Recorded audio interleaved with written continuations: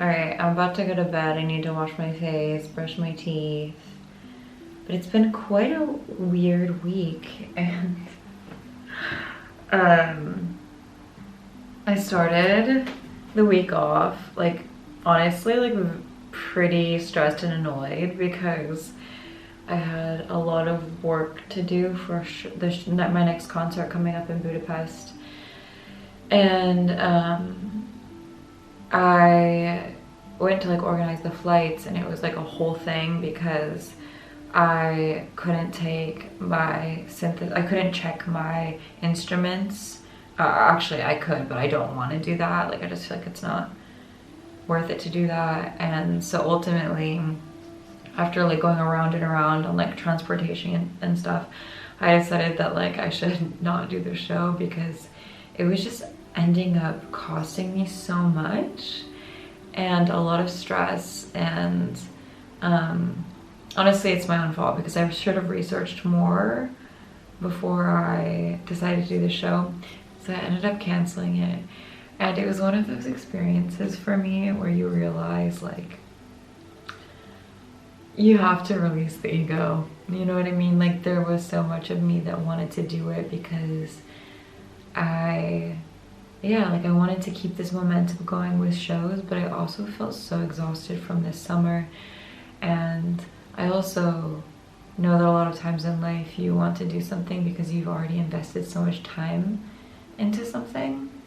But in reality, like, I think that we forget in life that we have agency over our reality. Like, for example, I think we forget that like you literally could just leave your house at like 1 a.m.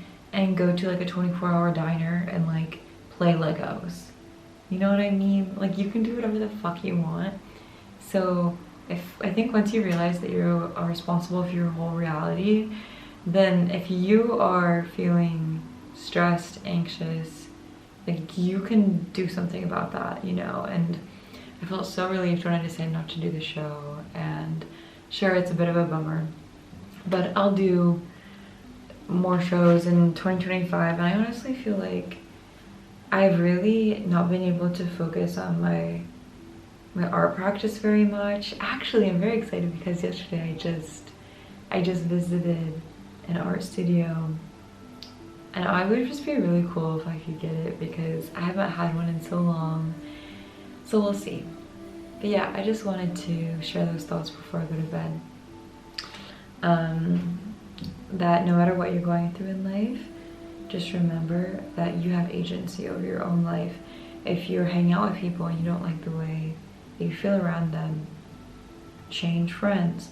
If you are feeling stagnant in the place you're living in, fucking change. I always think that the best thing to do in life is to keep the energy moving forward, and then things kind of fall into place as you go. Like, a lot of people don't make big life decisions because they're afraid of the fallout, but I think in reality you're kind of rewarded when you just sort of jump and then that appears. Like, I know for myself, for example, when I moved to Paris, I literally made that decision in like a month's time, and then it like changed my whole life for the better. Like, I wouldn't have this job I have now, I wouldn't have the life I have now had I not, like, you know, just decided to fuck off to Paris after like a few semesters of college, you know? So I honestly always think that like the universe expands in relation to our dreams. So for example, even me, I have to remind myself all the time, like, bitch, you should be dreaming bigger because, I mean, anything's possible, you know? And I think something I've been learning about this year is really like valuing as much my inner peace as I do my outer accomplishments, which is a really big thing for someone who has all these Capricorn placements to learn. Because I think I just put for so long my self-worth in my accomplishments and wanting to be like prolific and like doing all these things, but actually at the end of the day it doesn't matter how much you're doing if you don't have that inner peace. And so I think saying no to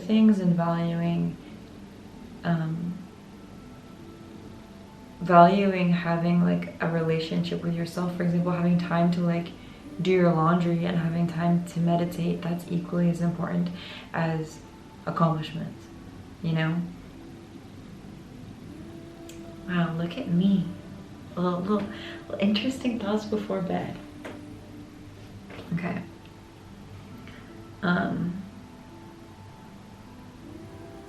Yeah, I gotta wake up early tomorrow, so we'll see what else I vlog. It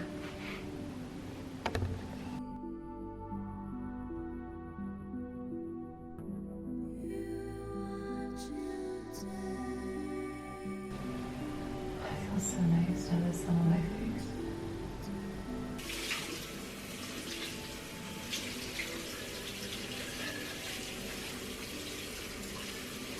So I've started a new project this week that I'm really excited about. Growing up, I would keep these art journals. Instead of journaling regularly, just writing about my day, I would collage or tape in photos, and I have these like massive thick books from when I used to art journal, and till this day they're some of the most beautiful objects that I own. Like every time someone comes over, they're like, what is this? Because it just looks, yeah, you can tell like the love that went into it, you know?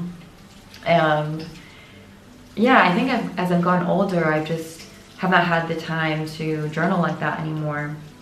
But it's kind of come back into my life because about a year ago, I finished my second poetry book, and this poetry book in particular is really special to me because I started it kind of on accident. Like the idea was at the beginning of the year, I would write a poem a day to sort of heal myself in a sense, like try to bring myself up. And whatever I was feeling in that day, I would write something to encourage myself. Even though I finished it a while ago, I kind of kept putting off putting the book together because I wanted nothing less than to sit at my computer and like do the whole mise en page, and like, I don't know, like that just didn't appeal to me. But recently I got this idea that I could go back to like my art journaling roots and sort of create the entire book by hand and just like scan it in, almost like a zine. And so that's what I've been working on. I've been even like experimenting with scanning objects around my apartment, which sort of makes the book really personal, and collaging and things like that. And I think that it's a really great testament that process is always more important than the final result. Like for example, I started that poetry book to bring myself up, and then by accident I had this book, you know, and trying to find the right way to create the object has also been super important because I'm actually enjoying myself. And if I would have just like threw everything together and like InDesign or some shit, I don't think the object would have as much love in it. So surely it's like way more work, but I'm super excited about doing it this way. And yeah, recently I've been thinking a lot about how to stay soft-hearted and push yourself creatively, and always ask yourself like, how can I be excited about what I'm doing, you know, and stop thinking about final results. Yeah, I thought that I would show you guys some of like the illustrations and stuff for the book that I've been doing. So I've been doing like normal collages, but also like playing with my scanner. Like I have this gun that says a girl has a gun, and I just wanted to like scan it with a bunch of my like little objects, and I think it looks pretty cool. My little special horse with roses and my coffee cups and birthday candles.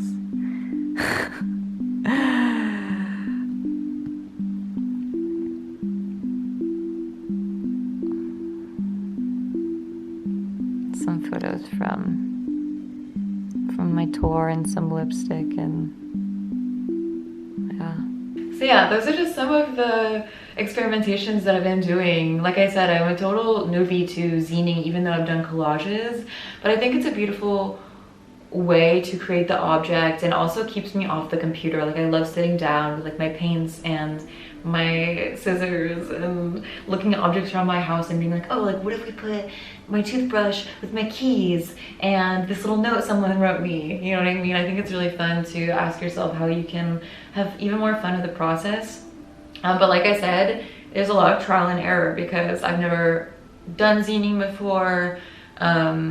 And yeah, I'm actually partnering with Skillshare again this month because they have courses on zining as well. And it's actually very helpful learning about composition and different techniques to scan. A lot of people are always asking me like how I make my books, but a lot of times I'm figuring out as I go as well. So if you guys don't know, Skillshare is the largest online learning community for creatives. If you want to improve in any area of your life, Skillshare is the place to do it. They have thousands of classes on audio production, painting, illustrations, just to name a few. I've always loved continuing to learn. It's something that's super important to me, but also I have a really busy schedule, so it's super important that I'm able to learn at my own pace and at my own rhythm. And what's great about Skillshare is you don't have to choose just one class. If you're like me and you love a ton of different things, for example, I've taken their classes on singing as well as audio production and now zine making. So they also have these really cool sort of learning paths. You can actually see your progress over time, and it's actually very encouraging. So if you also are like me and have a thirst for learning and want to expand your skill set, I would highly recommend Skillshare. And they're actually offering the first 500 people who use my link down below a free month trial. But like I said, it's only the first 500 people who use the link down below, so make sure to do that quick and don't miss out on your chance to try all these fun new classes. So thank you so much to Skillshare. Let's get back into the video.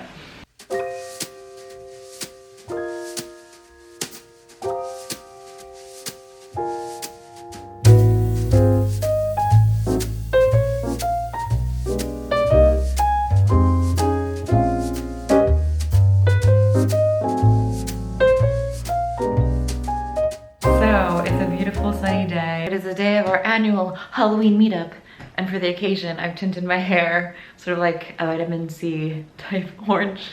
I always do this where I forget my love-hate relationship with red hair, and then I'm like, let's just do it. And then I like it, but it also, like, from day to day I struggle with it because it doesn't feel like me. I don't know if that makes sense to you guys. Like, it looks cool, like it definitely looks interesting, I think, but I honestly struggle with red hair. Like, I always feel like when I'm a blonde, I just feel more myself, and then when I stray from being blonde, I always am like, don't worry, we'll be back, you know, like this is just like a little moment. But yeah, we have our Halloween meetup, and I had another costume idea, which is why I tinted my hair this color, but I didn't have the rest of it, so I'm just gonna go as like a devil, like a cool devil. And yeah, I thought I'd film some of it. These last few days I've actually been feeling a little bit down. I think it's whenever the seasons change. I don't know. It's my fault because I'm responsible for everything in my own life, and I have not been meditating in the morning. I've been just sort of numbing myself out a little bit. So I'm gonna try and change the energy, maybe do like my weekend review. So yeah. Okay.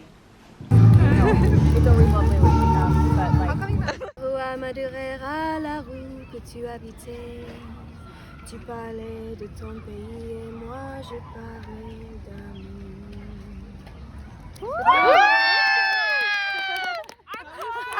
It's midnight. It's the full moon on top of it, and I just did like a whole ceremony, and I wrote a letter to myself. I've been doing some journaling, and I got this voice in my head. Don't leave any mean comments, okay? Like, oh, we're just hearing voices. Not like that, just like an inclination. And it said,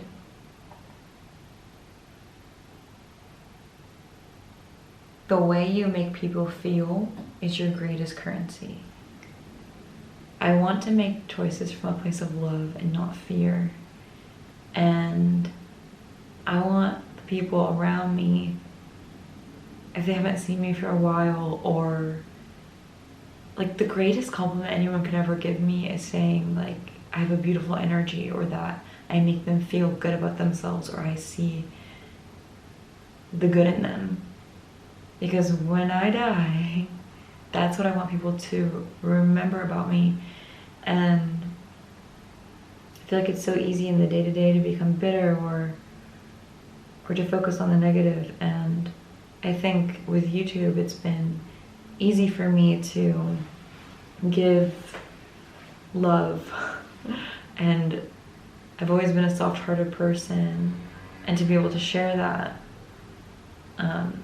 because there's not the possibility of getting hurt in return, you know. But I think what I'm trying to learn is how to actually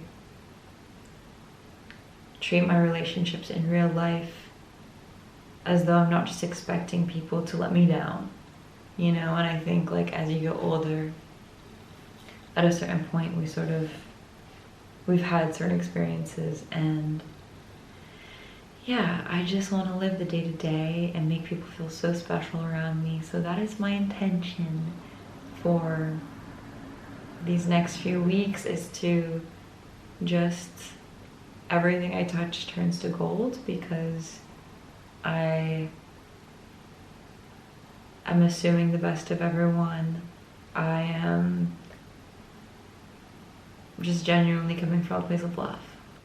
And I'm really proud of myself for being honest to myself in the ways that I need to improve, you know.